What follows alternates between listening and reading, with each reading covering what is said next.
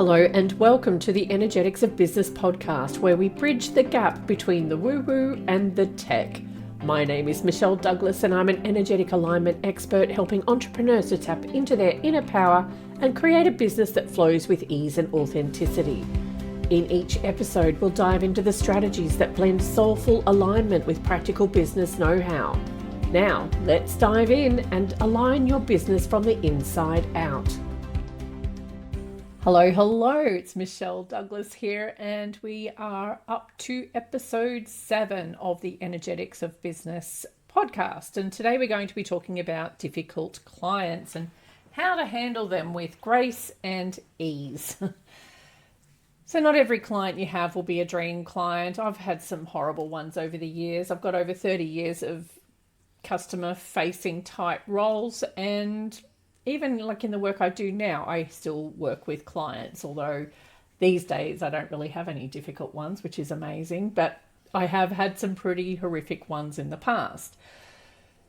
So there are times when you do encounter the type of client that really drains your energy. You'll actually feel that drain happening. It'll be like what's the best way to describe it?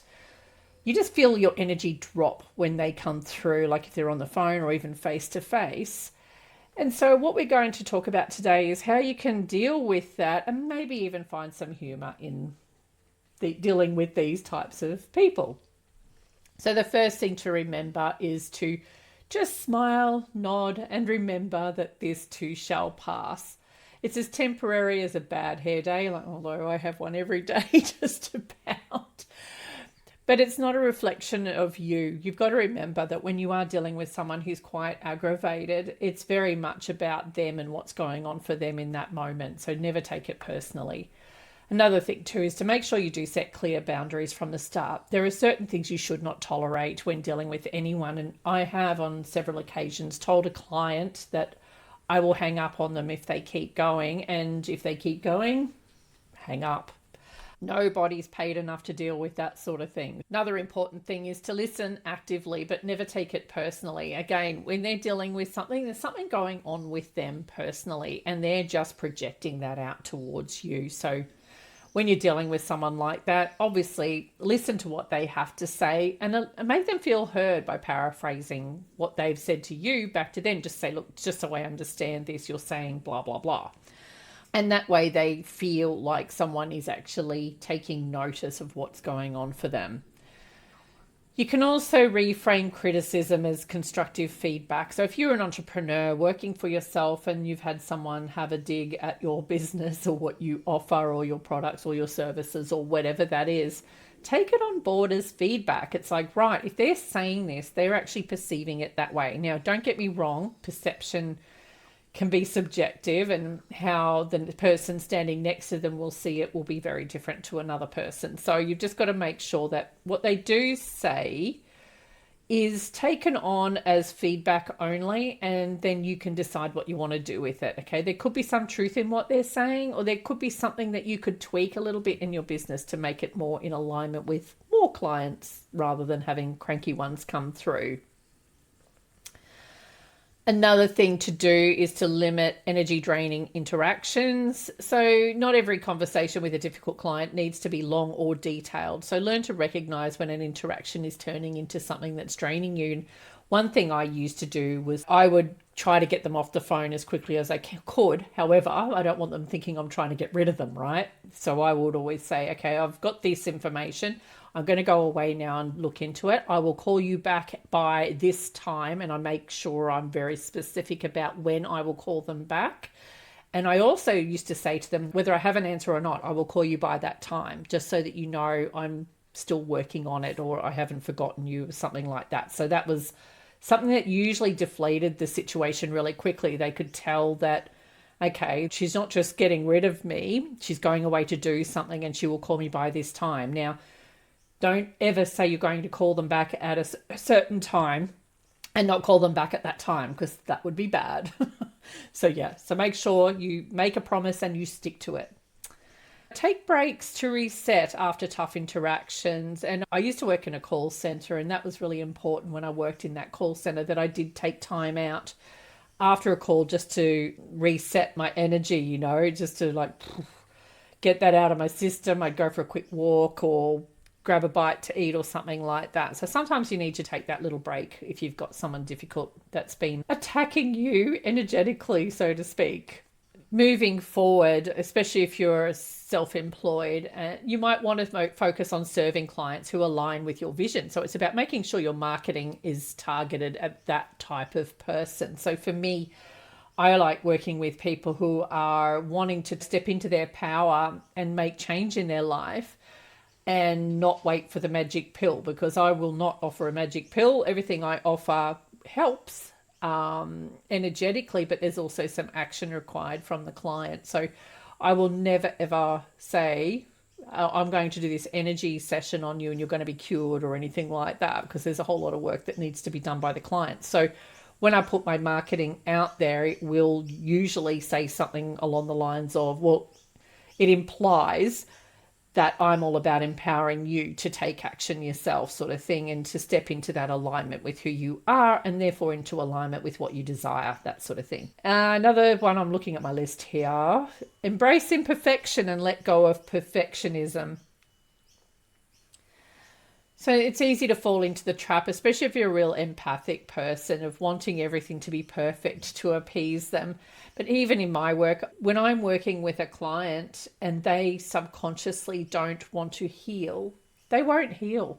I had one client in particular who had this very deep subconscious belief that if she got better, her parents would die. And she knew consciously that that was ridiculous. But at the same time, it was causing her subconsciously to do things and take actions that didn't align with her and therefore kept perpetuating her illness. So yeah, really interesting. And sometimes you need to sack your client. If you've got a particularly bad client who's draining you, they're causing more trouble than they're worth, the squeaky wheel syndrome. Sometimes it's better just to say, look, here's your money back. See you later. They're just not worth your time and effort. And that can be a hard one, and especially where money's concerned as well. But sometimes it's better for both of you to part ways because you're just not in alignment with each other. And when you release what doesn't serve you, you're actually making room for something that does and for more clients that do. So that would be something that obviously a last resort, but yeah, sometimes you do need to do that. I've never had to do that, thank goodness. I've got one client in particular who's he's lovely, but he doesn't trust himself. So what happens is he's always wanting the magic pill, so to speak. And what happens with that is I will do a session with him and I give him homework that he can do if he wishes. And I say to him, like, if you do this, it's going to help you a lot. It'll actually help embed the stuff I've just cleared for you. And sometimes he does it. I don't think he does it as often as he says he does. But here's the thing, right? If he's not prepared to put in the action or to put in the effort to change his circumstance, then his circumstances won't change. And while I'm quite firm with him at times, and the reason why I am like that is because I want him to get his value. I want him to get value for money. If I'm going to help you make a big change in your life, I want it to be profound. And if you're not prepared to put in the work, then you're probably not the right client for me because you'll drive me nuts. Anyway, but I don't have any like that. So it's all good apart from this man who sometimes drops the ball a bit. But that's where I just give him the reminders. I keep reminding him, make sure you're doing this, this, and this. Are you doing this, this, and this? He'll go, yeah. Okay, well, make sure you keep doing it because that will help.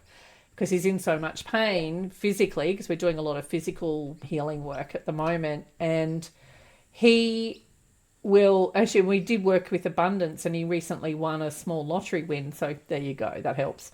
But it's just one of those things that we need to get people into alignment, but they also need to take the action. And if they're not prepared to take the action and they don't get any change, if they come and complain to you, that's where you need to hold them accountable for where they're at. Like, this guy's never done that. He has experienced some big changes and he acknowledges those quite a lot. But yeah, there's still some elements of his healing that haven't been happening. And it's purely because he's hoping I'll be able to do it all for him.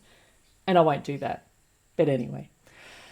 So when we talk about business and the energetics of business and the work that I do, obviously I help my clients with the energetic side by reading the energies of their business and look at how they are doing their business as far as what types of actions they're taking in their business to determine how in alignment or out of alignment they are with the success of that business. And a lot of what I do as well will be around the technical aspects of the business, like even things such as putting content out there into the public world so people can see you. I've got a few clients who are not being seen in business, and it's because no one can see them. So that part of the job that I do is about showing them how to put themselves out there. But the problem for these people, this is why I switched to doing this side of things, is they're like, that's great, but how do I do it? Like, as far as the technical, practical aspects, step by step, how do I do this?